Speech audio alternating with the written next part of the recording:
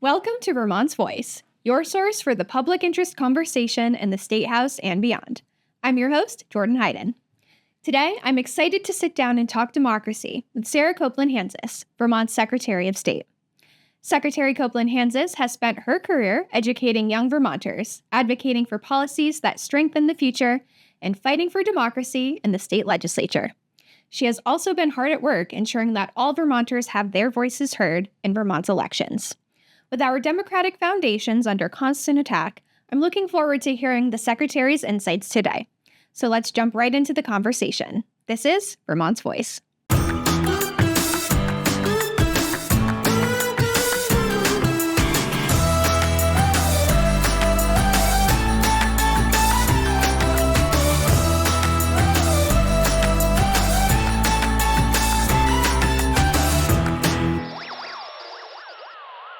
Secretary Copeland Hanzas, thank you so much for being here today. It's truly an honor, and welcome to Vermont's Voice.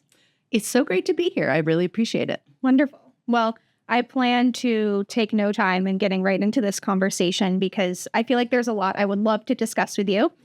But I'm wondering if it's a fair assumption to say that most people probably don't know exactly what it is that your work entails. So I'm wondering if that's where we could start today. If you could just walk us through some of the major responsibilities of being a Vermont Secretary of State. Yeah.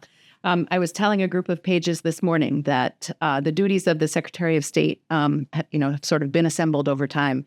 And it feels a lot like it's sort of the things that other people didn't want to do.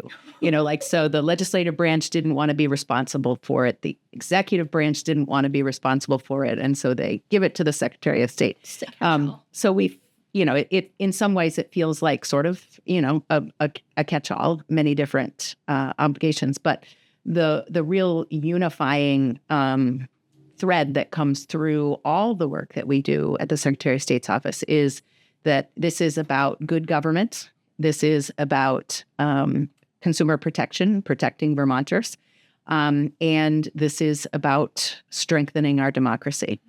So we have a business services division that registers every business and nonprofit that operates in the state. And this is an important piece of public protection so that if you are harmed by a business, you have a place you can go to look up who owns this business? Where are they operating from? How can I find them? Kind of thing. Sort of similar, we also operate the Office of Professional Regulation. So, 50-something different professions from healthcare-related professions to engineers and architects to barbers and cosmetologists and tattoo artists. All of these professions require a certain amount of education and training and certain protocols that you have to follow for public protection. And so coming to get a license through OPR means that you've demonstrated you have that training. And if someone is harmed by a professional, they can come to our office and file a complaint. So again, public protection. We also operate the Vermont State Archives and Records Administration, which is a huge warehouse, floor-to-ceiling boxes of documents and all of the history of Vermont and what our government has done on our behalf.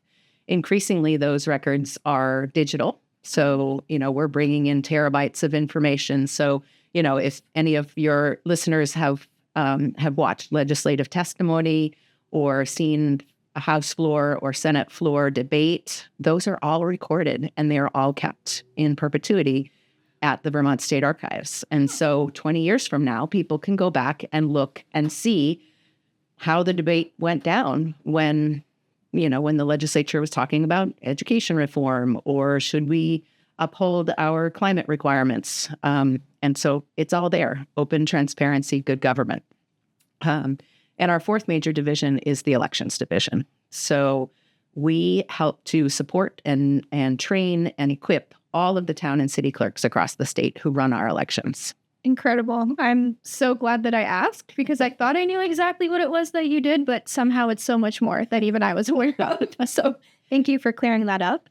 Speaking of elections, democracy, government, I do have to mention that on March 25th, President Trump did issue an executive order, you're well aware of this, focused on preserving and protecting the integrity of American elections, allegedly. So this would require every Vermonter to re-verify their citizenship status in person at their town clerk's office, which sounds to me like quite a bit of a hassle, but I'll let you explain if that's the case. And you did share in response in a following statement saying, "We need to call this executive order out for what it is, an effort to disenfranchise voters, intimidate election workers, and defund the functioning of our democracy." So could you elaborate a little bit on those comments? Absolutely. The requirement to prove with documents that you are a citizen in order to vote is going to be very challenging for many Vermonters. Roughly half of Americans don't have a passport, so they would not automatically have that one document that they would need in order to be able to demonstrate to their town or city clerk that they are a citizen. So for the half of the population who doesn't have that, they will have to assemble other pieces of documentation to prove that they are American. So they'll either need a birth certificate or their naturalization certificate. If their name has changed since they were born up until today, because you have to show a photo ID along with those proof of naturalization or birth. If your name doesn't match, then you'll need to have those intervening documents. So think anyone who changed their name when they were married, Right. anyone who's been adopted, anyone who changed their name because they didn't like the name that was given to them at birth would have to then show those intervening marriage licenses, divorce decrees, court decrees that changed their name. And that gets really challenging to pull all of those pieces together. And it's particularly challenging, I think, for people who are living in rural areas, people who are elderly, folks who don't have easy mobility, people who don't have a computer, right? So all of these documents that you have to assemble, you would have to have with you in order to go register to vote. I started right after the executive order came out, trying to assemble fresh copies of my documents because I wanted to be able to see what are the steps that you have to take in order to do it. I wasn't born in Vermont, so I had to contact the city clerk in the city that I was born in, and I requested a copy of my birth certificate. Put a check in the mail, filled out the form, photocopy of my current driver's license, mailed it to Illinois, and got an email back a few days later saying, "Oh, the city only holds records that are 10 years or younger. You have to go to the county." She said, "So we'll send your stuff back to you." So she sent it back, and I had to start over again, getting the application form, printing it out, getting photocopy of my driver's license, writing another check. So if you think about all the people who don't have a printer at home or don't have access to a computer, many people now access the internet only through their handheld device, right? Right. And it's very hard to imagine how all of those folks are going to easily be able to print that application form, take a photocopy of their driver's license in order to mail a check to the registrar that has their birth certificate. So long story short, it's been over a month and I still don't have all of my documentation. So if you think about the average Vermonter who maybe doesn't really start tuning in that there's an election coming until a couple of weeks ahead of time, they would be SOL. Wow. Well, I love that you hit the ground running to take these steps to see what does this process actually look like. Yeah. But to hear that even you, as the Secretary of State, it's taking you over a month, you have no updates. It sounds to me like a logistical nightmare. I mean, that terrifies me. Yeah. I mean, I didn't have any delays in the amount of time it took me to initiate the process. Okay. But the process just takes the time that it does. And I know that I'm a very privileged person. I sit at a computer most days.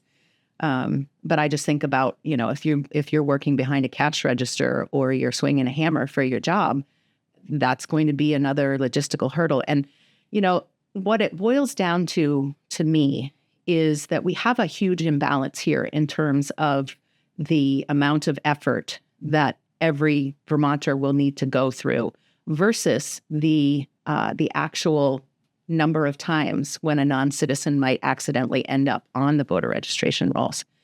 It happens very, very, very rarely. And most non-citizens know that they cannot vote until they have attained citizenship. So if you're living here and you're raising a family here and you've got a job, maybe you're sending money home to loved ones that you left behind, the last thing that you're going to do is risk a deportable offense and risk being barred from ever gaining citizenship just to cast one ballot. I mean, that's the reason why it's so very, very rare. And so for the potential of disenfranchising half of the population who will have to jump through these hoops in order to be able to retain their right to vote for this 0.0001% of the time statistically that we see a non-citizen casting a ballot is just a huge imbalance, and it makes no sense. Yeah, it's not making sense to me either, but I definitely appreciate you walking through what that process has been like and just giving me a greater sense of what is happening at this moment in time. I was really grateful to read your statement, which I will share a link to in this episode because I want others to read it as well because it provided some great context. And yeah, I'm just hoping that we can figure this out and this isn't the case with Yeah. There are already court cases pushing back against that executive order. And we have seen injunctions, partial injunctions on that executive order. The problem is that there's also the SAVE Act, which is coming through Congress. It's already passed the House. It's currently in the Senate. Our own senator was on the Senate floor yesterday pushing back against the SAVE Act and talking about, how improper it is to stand in front of someone's right to vote. And so we certainly hope that the Senate will slow it down, will be more inclusive, take testimony from secretaries and local elections officials. Because, at the end of the day, Jordan, if we all agree that it's important for people to demonstrate citizenship, and the only way currently you can do that is by $180 to get your United States passport, that's a poll tax. Right. So the federal government should create a proof of citizenship ID and provide that to every American free of charge. Sounds great to me. And I am really grateful for the work that your office is conducting. I'm glad to hear that the Senate is on it. There are folks really digging into this work right now. So my fingers are crossed and I will stay posted and hope that good work continues. In better news, I do want to talk about your office's first ever published Civic Health Index. Okay. So you hosted an event last month during Civic Learning Week, which incredible, just learned about that, to discuss the findings of this report, essentially. And so as I was flipping through, I learned that 79% of Vermonters frequently access information about political and or social issues. I was so impressed by that. We are only second to Washington, D.C. So to me, it sounds like we are just an incredibly engaged bunch of folks. So I think that means a lot. But I'm curious what other takeaways you would like to highlight from that report. Yeah. So you highlighted one of the places where we rank very high, and there are many other places in this report which looks at many different ways that people engage with each other, with community, not only politically, but through cultural and arts organizations. We rank very high compared to other states, but when you actually dig into the numbers, sometimes the percentages are very low. So, for instance, we rank second in the country for people reporting that they went to a public meeting or attended a public meeting, which makes a lot of sense for a state where many of our communities still conduct their municipal budgeting and municipal elections in a town meeting format. Right. But it was only about 18% of people who said that they had attended a public meeting. Oh, so wow. Second in the nation, that's great. 18%. I think there's some room for improvement. I think so. So I think there's more that we can do. We did a lot of focusing on youth civic engagement in our Civic Health Index, and the folks at the National Conference on Citizenship liked that so much that they're going to recommend that other states follow the Vermont model. We did a survey of 2,500 young people in grades 7 through 12 and asked them lots of questions about how they engage, how they get information, how they connect with their peers and their neighbors and their community. And, that was really exciting to me because I know that when we can activate young people and get young people interested in and give them avenues to influence their policymakers, we can get some really great things done. Couldn't agree more. And I know I just referenced the fact that I will be sharing something for this episode, just in a link in the description, but I definitely want to share the Civic Health Index because it was just chock full of great information. And again, the next steps, what more can we learn? I imagine I'm going to be repeating that throughout this episode because your office has conducted some great work and lots of good stuff that we should be sharing with our listeners. So appreciate it. Thank you. So we do have a bit of a reprieve until our next statewide election, which kind of nice. But I do think it's worth mentioning how helpful the My Voter page is. So talking about another resource once again. But it's a great opportunity to obtain everything that you possibly might need to vote, right? You can register to vote, you can request an absentee ballot. And in that same vein, I took a look at last year's presidential election voter turnout logs. And I was shocked once again to see that Vermont voters are voting absentee at incredibly high percentages, or at least what I read as a high percentage. And so over 50% of the vote in every one of Vermont's 14 counties was absentee. And to me, you can tell me what you think, but I took that as a huge win for accessibility. I think that's a really big deal. And so with all of that in mind, I'm wondering how else you think we can increase voter accessibility and turnout in coming elections. Yeah. Conducting safe and secure elections that are also accessible, I think, is really the key to a strong democracy. Because if you don't have everyone participating in your elections, and in fact, in many places, there's a bigger percentage of people who didn't bother to vote than voted for either of the major candidates. If you don't have everybody's opinion on the issue, then you don't really know whether you're leading with a mandate, right? And so we have done so many things to make voting easier. There's no excuse absentee ballots. Your general election ballot will come automatically if you're an active registered voter. The ability to use that portal on our website to get all that information about your polling place and the hours and all of that. Those are all really important. I think the next step, and we took a first stab at it in 2024, is that voters need more information. Gone are the days when you could pick up a copy of your local hometown paper and see profiles of all of the candidates that are on your ballot. Right. If you're lucky enough to have a hometown paper anymore, chances are they don't have the reporting staff to be able to really dig in and ask every candidate what they believe, what they stand for. And so our office created a voter guide. And the voter guide asked every candidate to give their address, their email, their website, their social media handles, and a short statement. Why are you running for this office? And that way, when everybody got their November ballot, they could also access that voter guide and find the candidate whose values most closely match their own. Because people get this information, a month or more ahead of the election, people have time to do some research and to look up, go to that website, follow that candidate on social media, and really find out, is this someone that I want to support? And so information is really, I think, the next key to expanding voter turnout. Because if you don't know the candidates who are on your ballot, why are you motivated to vote? Exactly. I don't think you would be. And so I think that's a great point. The education is such a critical step in this process of civic engagement. So I couldn't agree more. All right. So as usual, I would love to break this up with a quick round of District Delights, which is where you tell me about some of your local favorites. Yeah. Now, as was the case with our interview with Treasurer Pichek, your district is the entire state of Vermont. It's true. So that gives you a lot to work with. It might be a little bit hard, but I'm expecting some good recommendations. All right. You got it. Shall we begin? Fire away. All right. So this is District Delights with Secretary of State Sarah Copeland Hanzas. All right. Could you tell me about a place to build or connect with community?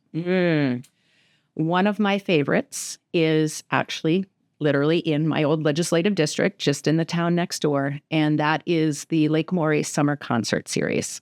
So the Lake Maury Inn and Golf Course, they close off the golf course at 4:00 in the afternoon and set up a huge stage, and there's food trucks that come in, and people can come for a free concert and bring their chairs and bring their picnic dinner, and it's just a really wonderful It's a beautiful spot right on the lake, right on the golf course. Great music, and then a great way to connect with your neighbors during this outdoor concert. That sounds amazing, and I'll have to keep my eyes peeled because it is festival and concert It's season. getting to be that time of year. Thank goodness. I know. I'm ready. All right. How about a lively town meeting or polling place? Oh my gosh. I have to tell you again, I'm going to stay close to home on this one because, every town meeting has its own set of quirks.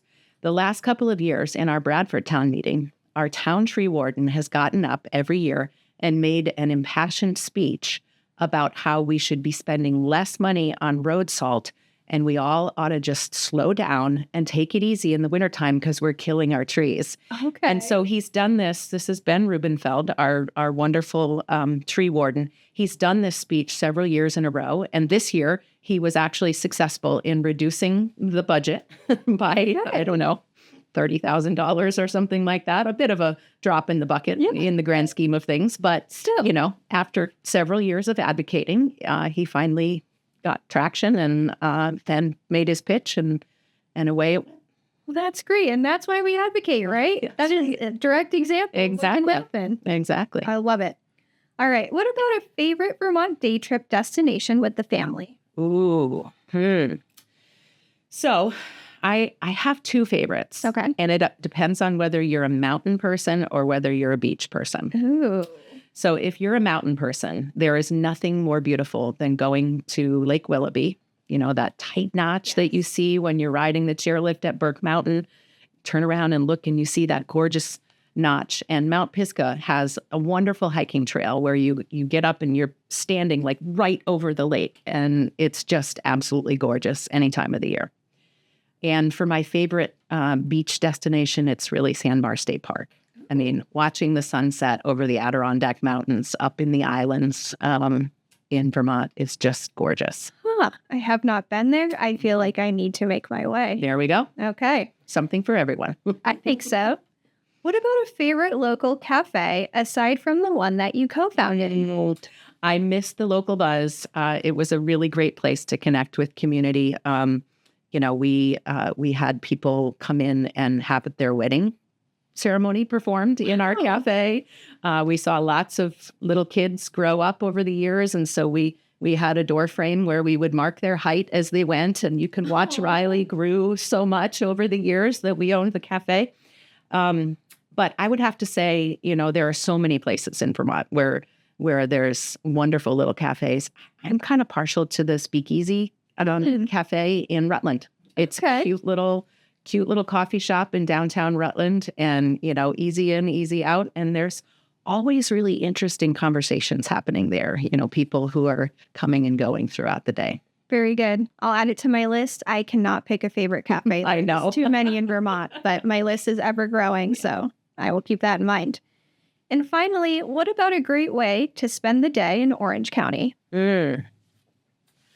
Okay, it's going to be a twofer again, like the Pisgah and Sandbar State Park.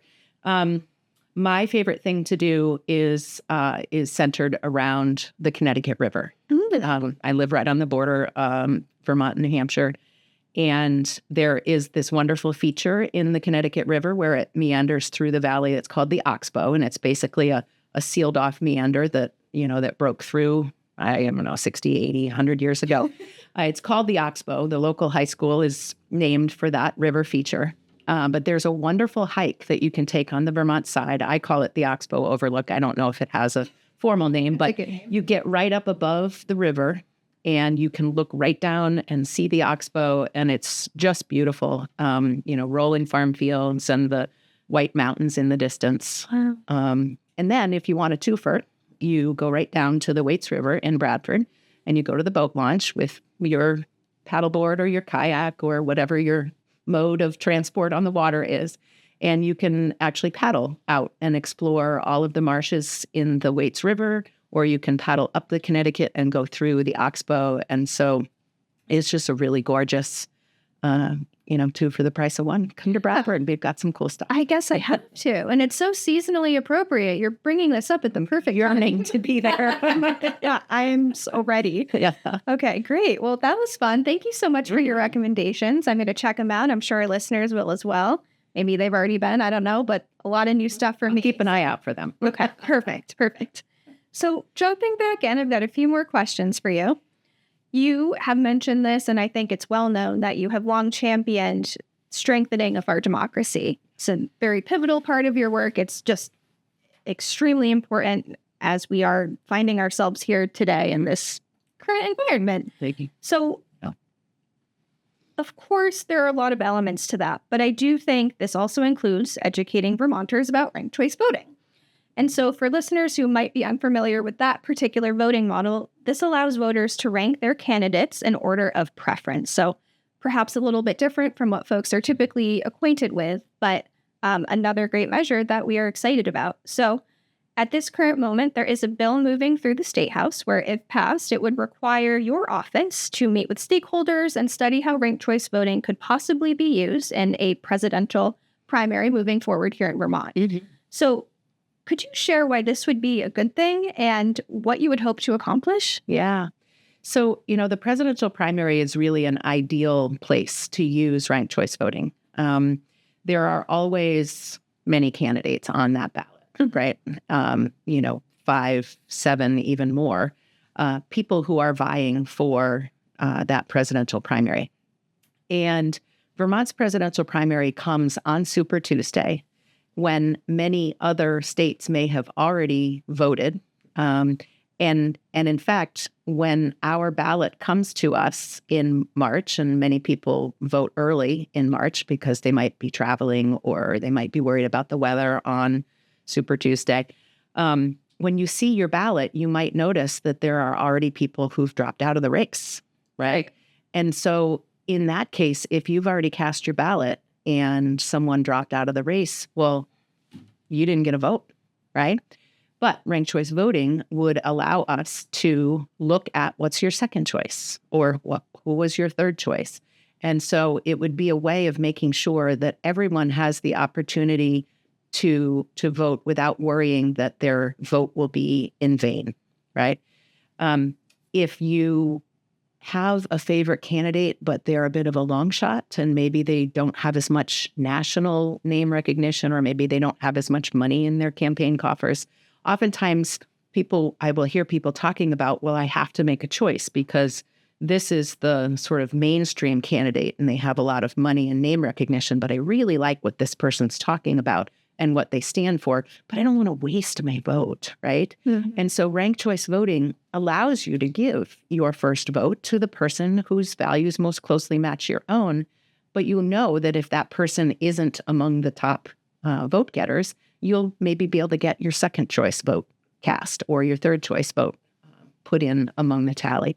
And so I think it's just a way of making sure that people feel more able to vote their heart and vote who they think would be best at the job, as opposed to triangulating and trying to figure out, well, who has the best chance of winning. Right. Yeah, I think that's a great point. And what we say here is often more choice, more voice. And so that particularly resonates with me. And I know that there are some folks who might feel intimidated by, embracing a new voting model. But to your point and the way you've explained it, it really does feel more empowering in many ways. So appreciate that. Alrighty, so I recently learned that you spent 18 years serving in the House of Representatives, which is quite a lot of years. That's incredible years. Really impressed by that. And you're also an alum of Emerge Vermont, which is an organization that recruits and trains Democratic women who want to run for office. Could you tell me why you think we need more women in office and what tips you might have for those considering running? Yeah, that's such a great question. I've spent a lot of time observing leadership, observing groups of people trying to come to consensus around a challenge. It's really what you learn when you spend time serving in the Vermont legislature, because there's 11 people sitting around a committee table, or there's a group of committee chairs trying to negotiate what the final outcome of a bill should be. And what I've noticed is that when there are women around that leadership table, the conversation moves away from the I win, you lose sort of mentality. And it moves into, well, what do you need to get out of this? And here's what I need to get out of this. And my observation is that women tend to look at the whole problem, and they tend to more intrinsically embrace this idea that it doesn't have to be a win-lose. It can be a win-win. And I've really appreciated that over the years. It seems like there's less ego involved and more, hey, let's look at what's best for the community. Yeah. And so how would I encourage more women to run? Get up and do it. I mean, yes. And, and I really appreciate Emerge for for the training that it gives to people who would like to be a candidate, because it can be very intimidating. And oftentimes that intimidation can be the thing that deters people from wanting to step out there and take a chance. Right. But it's not rocket science, right? It's really just hard work. It's connecting with your neighbors. It's, listening to people about the things that they're concerned about, and then finding a way to come together and solve problems together. And so I certainly hope that we have more women who are stepping into those leadership roles. Yeah, absolutely. Couldn't agree more. I would love to quickly pivot to climate, because you were waiting for that question. Because when you served as House Rep, you truly led so many campaigns to protect Vermont's environment. And as a former co-chair of the Climate Solutions Caucus, you helped shepherd the passage of the GWSA, also known as the Global Warming Solutions Act, which is currently a law that's under intense scrutiny, unfortunately. So I'm wondering if you have any advice for activists or maybe also legislators. Yeah. As Trump continues to deny the existence of climate change and Governor Scott works to delay action to address it. The motivation to move the Global Warming Solutions Act really developed over a number of years of legislators seeing that we were missing our goals, our targets, and trying to figure out how are we going to make sure that when things get difficult, that climate isn't the thing that gets shoved off to the side. And so the Global Warming Solutions Act was really designed to not only create a structure around which we could develop new climate solutions and ones that work in a rural state, but also that holding accountable those requirements instead of goals or aspirations, really saying, no, we have to do this. We're going to set measurable targets. We are going to look at them, over the course of the next 10, 20 years. The Climate Council, wonderful idea, radical concept that you bring people together, ordinary Vermonters from many different sectors of our economy with many different interests.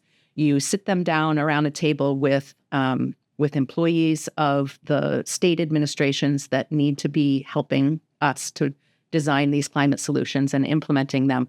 The concept really is a very strong one, that ordinary Vermonters, along with our public servants, can come together and write solutions. And the key to doing that is to have these requirements sitting here saying, nope, you need to go back to the table. You need to figure it out. And so, we are in a very strange place in terms of where our federal government is in terms of climate. But I think essentially what it comes down to is that the moneyed interests of the coal and oil industry are taking precedence, and they have the ear of this administration in Washington, D.C. What we know, though, is that when we can help Vermonters move away from using appliances or heating their home or getting from place to place with only fossil fuels, and we can mix in stably priced electricity for some of those things, it's better for Vermonters in the long run. I mean, climate and, clean air aside, just having a more stable and easy to budget and expect cost for getting hot water in your home, for heating your home, for moving back and forth to work is really, it's key to our economic stability. Yeah. And, I have heard people say for a long time, oh, Vermont's a rural state and it's cold and electric vehicles just don't work. And so I dove in and said, I want to find out, is that actually true? And so I started several years ago with a hybrid vehicle. And I said, if I take the amount of money that I'm saving on gasoline, because I'm half electric, and I set that aside in a little savings account, then I'll have enough for a down payment for a fully electric vehicle. And so I had that car for 5 years. I had enough for a down payment for my fully electric vehicle. I have now been in a fully electric vehicle for 4 years. I have a total of about 75 or 80,000 miles, almost all of them within the state of Vermont, because I'm running statewide, and so I'm going all over the place. And, I have never had a problem getting where I needed to go. The charging infrastructure is strong. There are incentives so that people can get charging installed in their home. And, if I'm driving to Brattleboro, I get there 15 minutes early, plug in, go to my meeting. And when I come back, I've got enough juice to get home. And so, this idea that you can't get around Vermont in an electric vehicle is not true. Yeah, clearly not. And I just love that you continue to lead by example in this way. You're like, no, it can be done. I'm doing it. Look, Yes. It's possible. Mm-hmm. And just to your point earlier about climate and your concerns of climate falling to the wayside, I mean, I feel like I see that every day, now more than ever. So I'm always trying to figure out what is the best way that we can keep climate at the forefront of conversation with all of these other very important issues. Mm-hmm. And again, with the Global Warming Solutions Act, I do feel like those legal requirements are working to make that happen. So just sort of echoing everything that you said, but wanted to tie the knot a little bit on it here. One more piece, though, on price stability, because I talked about it a little bit with respect to heating your home or hot water, whatnot. In the 4 years and 80,000 miles that I've been driving an electric vehicle, the only thing that I have spent money on outside of electricity is tires and washer fluid. Wow. So I don't have an oil change. I haven't had to change a belt. There have not been air filters. That there's nothing more that you need to do with these vehicles because they're running clean. They don't run hot. And so I like that price stability a lot. I think so. Yeah. You'd be a great car salesperson. Oh my gosh. We need more car salespeople who understand what an electric vehicle is like. Right. Yeah. Well, we'll take a clip of this and just share it sort of statewide within my dealership. Here's the challenge. Yes. All right. So as we close out, I want to zoom out just one more time as we continue to see that democracy is facing these unprecedented attacks. And so Vermonters, rightfully so, are continuing to exercise their First Amendment rights by ongoing protests and just showing their voices. And so I'm wondering if you have any final words of inspiration to encourage these folks to keep showing up and doing that work. Yeah. Increasingly when I go to these rallies or when I encounter people doing a small protest in their community, when you engage people, there's a lot of sort of frustration, sadness, exhaustion, because it sort of feels like the hits keep coming from many different directions. And I think what I want to say to folks is we don't have to fix everything all at once, right? So if you're feeling overwhelmed, if you're feeling frustrated, pick the one or two things that you care most about. Maybe it's climate, maybe it's free speech, maybe it is immigration and having a fair process for people who are living in our communities. But pick your one thing. Find your group of people who also want to work on that. And then be in community, right? The last thing that we should do right now is withdraw into ourselves and withdraw into our homes and spend too much time doom scrolling. And I mean, you can do that some. It's easy to do. You can do it to chill for a few minutes, but then get back out there and find your people, find your passion, and focus on that issue. And, what Vermonters say, by and large, is we feel so thankful that our congressional delegation really gets it. Like they seem to understand what Vermonters care about and what they're worried about. And so let's figure out how to buoy them up a little bit, tell them thank you. Peter Welch was on the floor of the Senate yesterday talking about the SAVE Act and how detrimental that will be if it comes into effect, because it will stand as a barrier to people being able to vote. I'm going to send him a text message and say, thank you, Peter. I really appreciate you standing up for us.